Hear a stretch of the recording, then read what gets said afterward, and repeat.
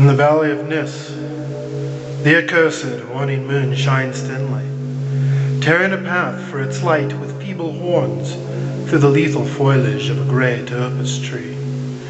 And within the depths of the valley, where the light reaches not, move forms not meant to be beheld.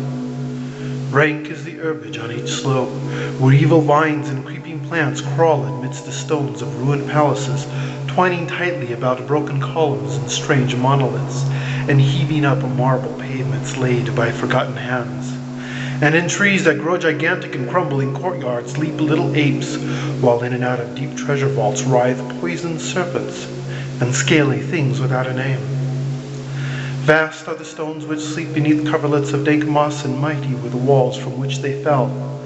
For all times did their builders erect them, and in sooth they yet serve nobly, for beneath them the grey toad makes his habitation.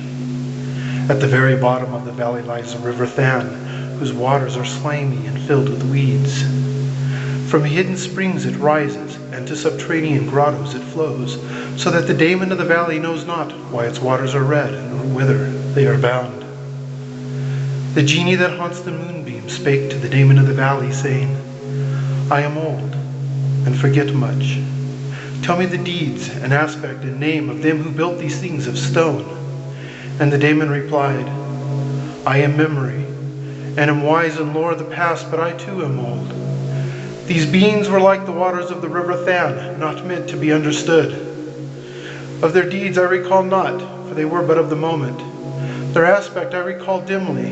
It was like to that of the little apes in the trees. Their name I recall clearly, for it rhymed with that of the river. These beings of yesterday were called man. And so the genie flew back to the thin-horned moon, and the daemon looked intently at a little ape that sat in a tree that grew in a crumbling courtyard.